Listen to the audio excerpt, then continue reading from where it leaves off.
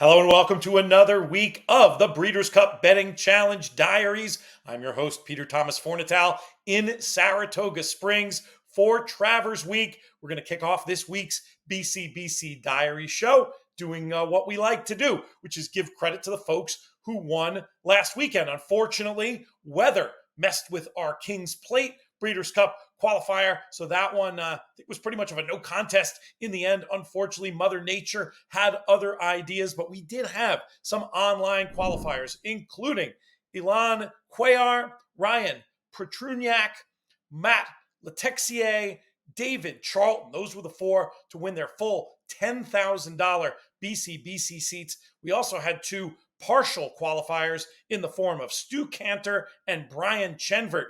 Congrats to that sextet of qualifiers and partial qualifiers over at horseplayers.com. Speaking of horseplayers.com, ongoing BCBC qualifying action every weekend. You can feed in during the week. Our favorite way to feed in, of course, is through our very own Horse Players Happy Hour show. You can find that feeder on Thursdays. That's up there now in themoneypodcast.com/HHH if you want to go straight to that game. But you can qualify on horseplayers.com. And that's not all. There's some other exciting qualifying action coming up over the course of the next few weeks, and we'll let you know about it. August 24th, Travers Day, Monmouth Park. Brian Skirka hosting a contest there with racing from Monmouth and Saratoga, where you can win a BCBC seat. Brian's been getting tremendous numbers in these Monmouth Park contests. They're great opportunities to qualify. I recommend that you check that out over at the Monmouth Park website or reach out to Brian. Heck, if you have any questions about qualifying, reach out to me. I'm happy to put you in touch with the right people if you go to the contact button over at inthemoneypodcast.com. Also, twinspires.com has joined the qualifying fray. They've got an event on August 24th, this Saturday as well, featuring Ellis Park races. Go to twinspires.com to check that one out. Then next weekend, and I'll be there in person, heading back out west, Del Mar, the Pacific Classic Betting Challenge. Excellent contest opportunity there. Chris Barr, the point of contact at Del Mar. And I believe this one is not on site only like the one a few weeks ago. This one you're going to be able to play online as well. So we expect some very big participation in that.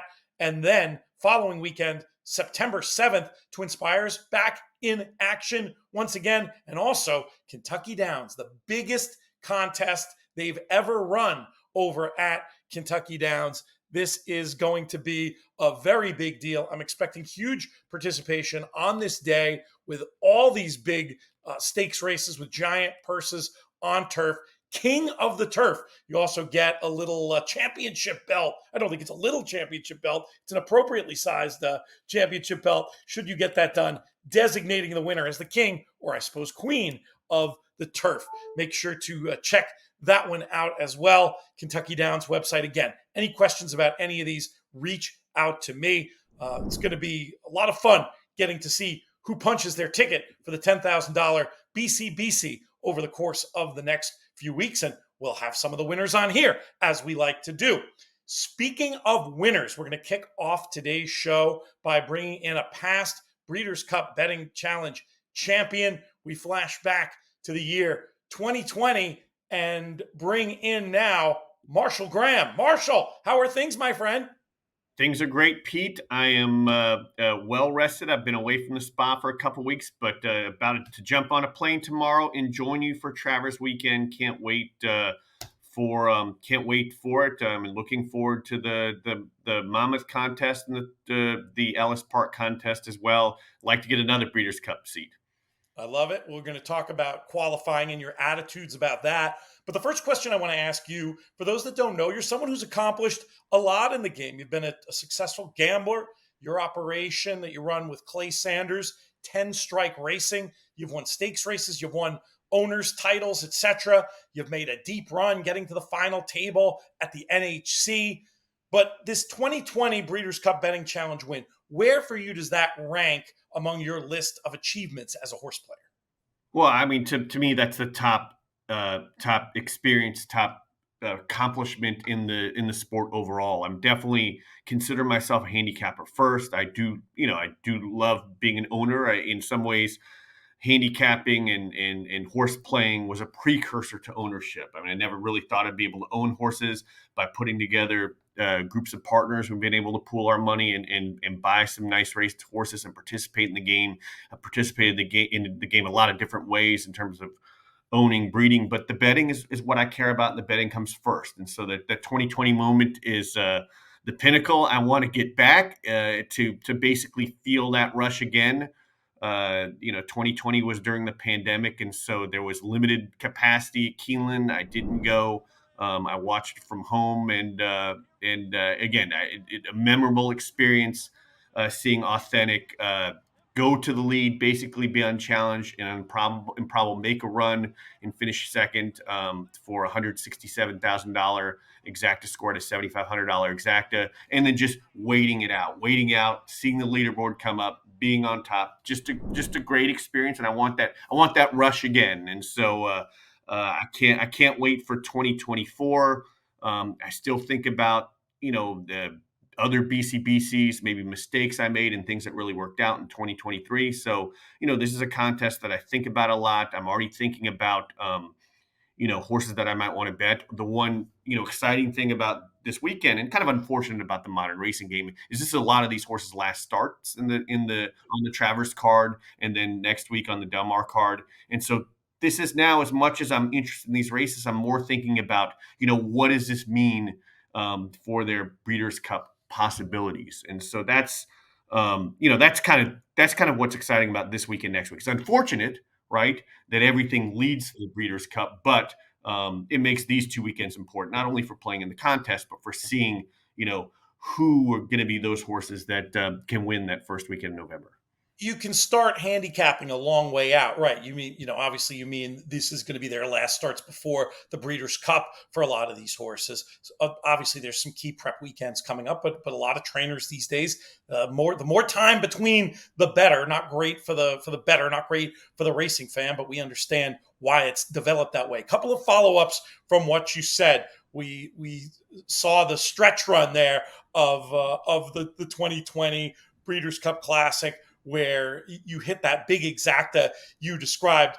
What was the scene like? Were you by yourself in a room? Did you at least have family with you? What was it like to experience such a significant moment in your horse racing career, not at the track? I was upstairs in my office. My family was downstairs. We had just gotten Greek takeout. I had not even, they knew I was playing in the BCBC. I had a very good day Friday, but I generally don't give them play-by-play updates on these things. So I watched the race. I was sitting down the whole time. I felt very confident Authentic would get to the lead. Once he got to the lead, I felt in great shape. I did worry about Global Campaign. It ran pretty big that day, but Improbable, who had a wide trip the whole way, passed him, and never really had to get up, never really jumped up and down or shouted at my TV. Wandered downstairs, and at first, the first thing I checked was what the exacta paid. And when it said 167, I got really, it was either 167 or 171. I forget what it was. But either way, I got a little bit nervous that I left the putt short. I was hoping that, sort of projecting it would pay 200. So I was worried I left the putt short. So I went down, told my wife, hey, had a good day, hit this exacta, won this money, but I think I might have left the putt short. So that was the anxious part, because look, it would have been great to finish second, and there's actually good money for finishing second. But man, I wanted to win, and so that was the anxious moments. And then once I won, I had dinner, and we went upstairs with the kids and watched Ferris Bueller's Day Off. And so I didn't, it's not, I didn't go out. I didn't, it was, I sort of, I watched the movie. I let my phone sort of blow up while I was watching the movie, people texting congratulations. And so it was great to go through and great to sort of, again, relive that experience. But in and of itself, it was a quiet day at my personal OTB. Very funny. What would it mean to you additionally to do it on scene with your crew around you? Are you is that something that would meaningfully change the experience? I don't know if it would. I think it would be. Look, it'd be fun to win the thing again. I almost don't care how I would do it. But I tend to make my decision to go to Breeders' Cup based on other factors. So I love going to St. Anita. I love going to Churchill. I think they're great venues for the Breeders' Cup. I'm unlikely to do Del Mar. I'd like to do Del Mar for their summer meet first before I did the Breeders' Cup there. So it really depends. I go to about every other Breeders' Cup. I will probably miss out this year, but so to me, with text messaging and I feel like your friends are close, horse players are close, regardless of whether I see them at the races or whether or not that's true. So I'd be just as thrilled winning at home alone in front of my TV in 2020. We talked before a little bit about qualifying and you wanting to qualify for another one. The success you've had in the game, somebody who could easily just buy in. Why is qualifying still important to you? Well, I think tournaments offer real value. I think that the pari-mutuel market is very competitive with the computers and professional players, and a lot of the sort of numbers players having dropped out. The markets are pretty efficient. So in tournaments, all the prize money is contributed by participants. There are even certain tournaments where they're seeded money. If you look at both tournaments over the weekend, so I won the Colonial qualifier on August 11th, and there was a NYRA qualifier on the 10th. Well, the NYRA qualifier had seeded the pool with a BCBC, and then the Ellis, not the Ellis, the Colonial contest. Twin Spires is new to the game, and they had cancellation, so they basically moved their contest, right, because they had pushed back the Arlington Million Day by a day. So it was a positive expectations for players as well. So already the players provide the prize pool in their bankroll. So there's already no takeout in that part of it. And then you had seeded, in this case, both days you had seeded pools. So it's positive expectation. And I enjoy contests. They're good practice. And, it's basically a contest where the winner gets $10,000, which is a seat. So it's I generally play anyway. If it's a track I'm handicapping, and the Arlington Million card on the rescheduled Sunday was the big game, so I played. It's so funny. We didn't have the records at that point of the Twin Spires winners. So I didn't give you credit on these airwaves. So I can do it now. A couple of weeks ago, Marshall Gramm wins his BCBC seat for 2024, trying to become a two-time winner, trying to become the second two-time winner outright in BCBC history. Last question. I know you're a historian, somebody who really appreciates racing, not just for the gambling side, but also the sports side. When I ask you for a most memorable Breeders' Cup race, what comes to mind? Well, the one that really jumps out to me is in I think it was 1987, where Ferdinand beat Ali Sheba. You had the two Derby winners hit the wire, and it's just the Derby is such a great race and such a part of American lore and our calendar, and have those two horses. Ferdinand won Horse of the Year that year. Ali Sheba came back and was a great 4-year-old, and have those two horses basically hit the wire together. To me, that's the peak of the race. I love the year following year where Ali Sheba won, galloping in the mud, basically in the dark at Churchill Downs. But to me, it's always the two Derby winners hit the wire together. Marshall, thank you so much for your time today. I appreciate it. Thanks for having me on. Next up, we check in with one of our regulars, a man who's punched his ticket, one of his tickets anyway, for this year's Breeders' Cup Betting Challenge. He comes to us from his native California, Tyler Hoffman. Tyler, what's been going on? Not a whole lot. Just focused on playing Del Mar and Saratoga when the weather cooperates, obviously, back where you are, and enjoying life. Yeah, you don't have that problem as much out where you are, but no, it's kind of like mid-70s and sunny. That's the forecast. Easiest job in the world, though. Weather person in San Diego. I'm excited to be coming back out there in a couple of weeks, and we'll get to talk about Pacific Classic a little bit. But I want to start with the lead. We chose you to be our player to come on this week because you won your way into this weekend's Saratoga/Monmouth contest hosted by our man Brian Skirka over at Monmouth Park. I wanted to hear the story of how you did it because I love these stories about being able to get into these contests on short money. Yeah, it's the American contest dream. You go and you play the early bird feeder for $23. You make it into the afternoon final round and you win your seat the first time you try. And so you play an $800 tournament for a total exposure of about $23. So it's great. Looking That's forward to it this weekend. Oh, that's great. That's excellent. We talked about the Pacific Classic. There is a big contest coming that weekend as well. We've been promoting on here. I'll be out there. I presume you'll be in the house as well. I'm sad to report I will not. It's probably the first Pacific Classic I'm going to be missing in, God, it's got to be 20 years. My college best friend's getting married that same weekend, and I'm in the wedding, so it's going to be really really hard to be at Delmore at the same time. So I'm going to be that guy in the this wedding ceremony playing off the phone. It'll be great.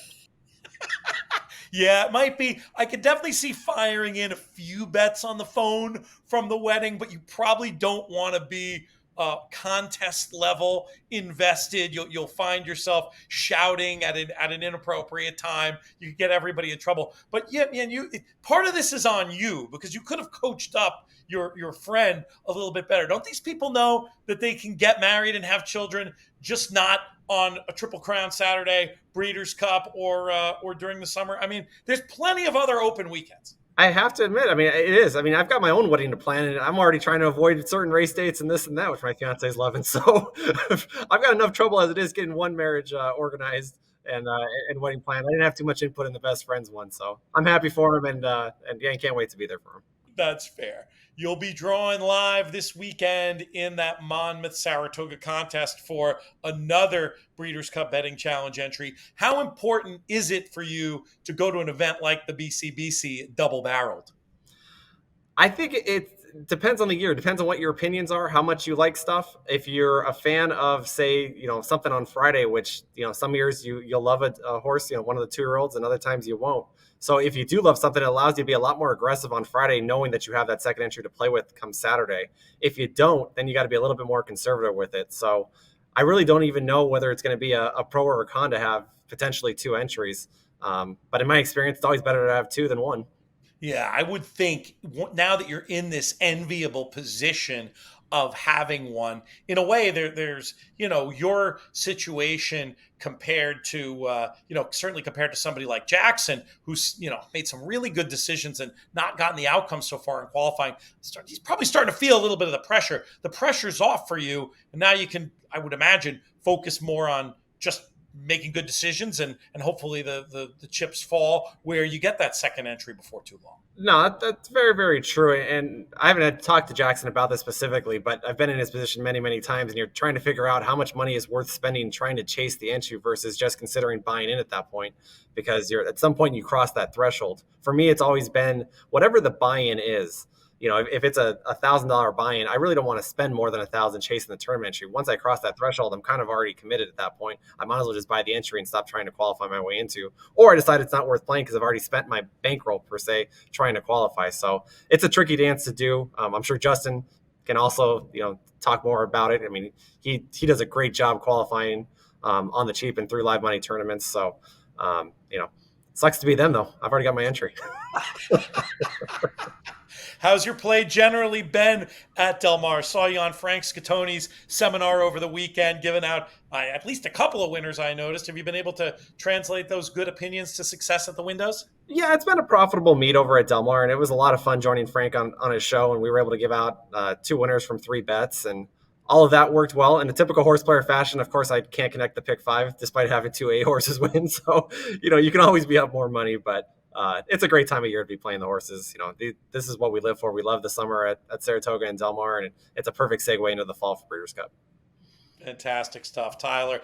Thank you so much for joining us. Thanks to everybody for tuning in to BCBC Diaries. Want to encourage people to subscribe to both the Breeders' Cup YouTube channel as well as the In the Money Media YouTube channel. We want to thank our friends at the Breeders' Cup for sponsoring this content. So much fun to work with them, and we encourage you to get involved yourself, playing some of these feeders and qualifiers. Horsetourneys.com, horseplayers.com, and of course, we give the extra shout out to our Thursday Horse Players Happy Hour games. Just 20 to play. Start your journey. Be like Tyler. Start for 20 and end up with valuable prizes, maybe even a $10,000 Breeders' Cup betting challenge seat. We'll be back next week with more BCBC Diaries. I'm Peter Thomas Fornatale, and I'll see you on the leaderboard.